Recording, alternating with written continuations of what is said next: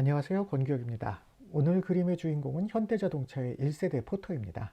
HD1000이라고도 불렸던 이 포터는 50 초기 정치적인 상황으로 인해 어쩔 수 없이 단명할 수밖에 없었던 안타까운 운명을 맞이했던 차였습니다. 1977년 국내 최초의 고유 모델 상용차이자 국내 최초의 소형 디젤 상용차로 등장한 포터는 당시 상당한 선풍을 불러일으켰습니다. 70년대 중반 무렵 소형 화물 운송은 일부 승용차 베이스의 픽업과 3륜차가 맡고 있었죠. 신진자동차에서 생산했던 에이스 트럭은 코로나의 1.5리터 가솔린 엔진을 쓴 한 체급 RA 차였을 뿐만 아니라 단종된 지 오래되어 거의 사라진 뒤였습니다. 기아 타이탄보다 작은 차체의 포터는 좁은 골목길을 쉽게 드나들 수 있는 사이즈에 픽업보다 많은 적재 능력과 디젤 엔진의 경제성까지 갖추어 큰 인기를 끌었습니다. 포드 트랜짓의 프레임을 활용하고 독자 개발한 캡을 씌운 포터는 국내 기술진이 디자인한 고유 모델 상용차로 폰이 못지않은 의미가 있는 모델이라고 생각합니다. 엔진은 영국 퍼킨스사의 1.8리터급 디젤 엔진이 올라갔습니다. 퍼킨스는 디젤 엔진 전문 회사로 농업용, 산업용, 선박용, 차량용 등 다양한 디젤 엔진을 보유한 회사입니다.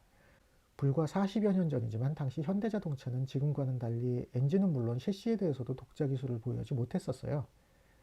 현대자동차는 그 당시 미쓰비시와 포니 플랫폼 기술 제휴를 놓고 협상을 하던 중이었는데 미쓰비시 측에서는 이 협상에 다소 미온적이었다고 합니다.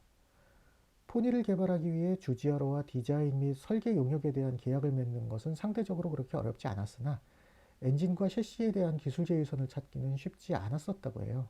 일단 포드와의 관계는 장기적으로 가져갈 수 없다는 것이 분명한 상황이었고 다른 회사들은 아예 현대의 협의 요청조차 무시하거나 너무 과도한 조건을 걸어서 무산될 수밖에 없었다고 합니다. 미쓰비시에서도 현대자동차가 미래에 자기들과 경쟁관계가 되는 회사로 성장하게 될 수 있다는 내부적 의견으로 인해 좀 견제하는 자세를 취하고 있었다고 하죠. 미쓰비시와 포니 플랫폼 제휴에 대한 논의가 오가는 중에 현대자동차는 퍼킨스와 상용차에 사용될 디젤 엔진에 대한 계약을 체결했습니다. 이를 확인한 미쓰비시에서는 현대자동차가 저 정도 열정과 추진력이라면 자신들과 기술 제휴를 하지 않더라도 누군가와는 결국 해내고 말겠구나 하는 것을 느꼈고 이 점도 계약을 맺는 데 중요하게 작용했다고 합니다. 아무튼 포터를 포함한 상용차 부문은 이렇게 포니 프로젝트가 이루어지는 데 간접적으로 도움을 준 셈이었죠.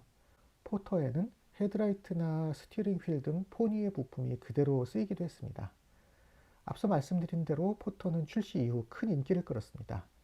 더블캡, 미니버스, 3인승과 6인승 화물밴 등으로 다양한 파생 모델이 만들어지기도 했죠. 미니버스를 바탕으로 개발한 앰뷸런스는 영화 고래사냥에 등장하기도 했었습니다. 당시 국내에 이와 같은 차급의 경쟁 차종이 없었기 때문에 HD1000 포터와 밴, 미니버스는 상당한 인기를 끌 수밖에 없었죠. 그러나 그런 인기 차종이었음에도 불구하고 불과 4년 만에 정치적인 이유로 단종되는 운명을 맞이하고 말았습니다.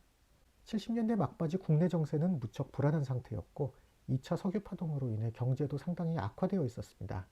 특히 국내 자동차 산업은 내수시장 규모에 비해 투자 과잉이었고 이 무렵에는 공장 가동률이 저하되고 있기는 했었습니다. 그래서 어느 정도의 구조조정이 필요했던 것은 맞습니다.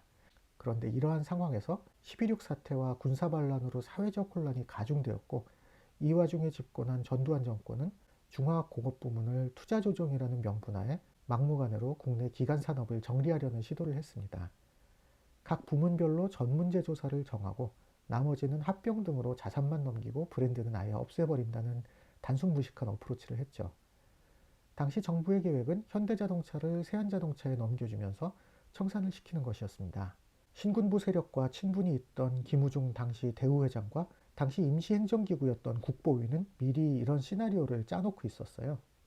정주영 명예회장님께 현대양행과 현대자동차 중 하나를 선택할 수밖에 없도록 하면 현대양행을 선택할 거라고 생각을 한 거였죠. 현대양행은 발전 설비를 제조하는 중공업 부문으로 이윤이 나는 사업 부문이었고 자동차는 반대로 계속 투자가 필요한 부문이었습니다. 사업성만 놓고 본다면 현대양행을 선택하리라는 예상이 맞았겠죠. 그래서 김우중 회장은 정주영 명예회장님께 먼저 선택을 하시라고 제게 선배를 예우하는 양보의 미덕을 보이는 척 했습니다. 그런데 정주영 명예회장님께서는 예상을 깨고 현대양행 대신 현대자동차를 선택하셨습니다. 국보위는 난처해질 수밖에 없었죠. 현대가 당연히 자동차를 포기할 테고 그러면 GM에게 국내 자동차 산업의 50%를 내주는 것으로 계획을 잡고 있었는데 그 계획이 차질을 빚을 수밖에 없었거든요. GM은 현대와 세안이 합병하는 새로운 회사에서도 지분과 경영권의 50%를 요구했고, 현대자동차는 세안자동차를 50대 50으로 합병하는 상황이라면 세안 지분의 절반인 25% 이상의 지분을 줄 수 없다는 입장이었습니다.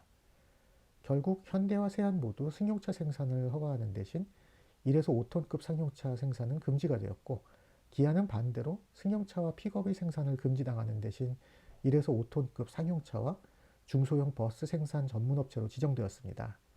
그리고 8톤 이상의 화물차와 대형 버스는 자유경쟁으로 두었습니다. 이러한 자동차 산업 합리화 조치가 없었다면 포터와 포터 바탕의 미니버스가 이 시장을 선점하고, 기아는 기아 나름대로 이에 대응을 하며 국내 자동차 산업은 좀 더 빠르게 발전했을 겁니다.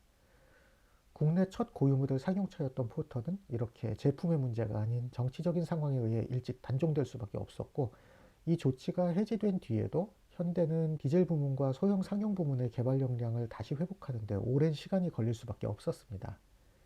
기아도 종합 자동차 제조사로 도약하던 시점에 승용차 부문의 경쟁력을 완전히 상실하여 나중에 큰 어려움을 겪을 수밖에 없었죠. 당시 자동차 산업은 분명히 구조조정이 필요한 상황이기는 했으나 원칙이나 공정성이 없이 진행되면서 우리나라 자동차 산업을 많이 퇴보시킨 조치이기도 했었습니다. 정부가 필요 이상으로 경제와 민간 부문에 규제를 가했을 때 일어나는 역효과를 잘 보여준 사례였죠. 오늘은 우리나라 최초의 고유모델 상용차이자 자동차 산업 합리화 조치로 단명한 비운의 주인공인 1세대 포터를 그려보았습니다. 시청해주셔서 감사합니다.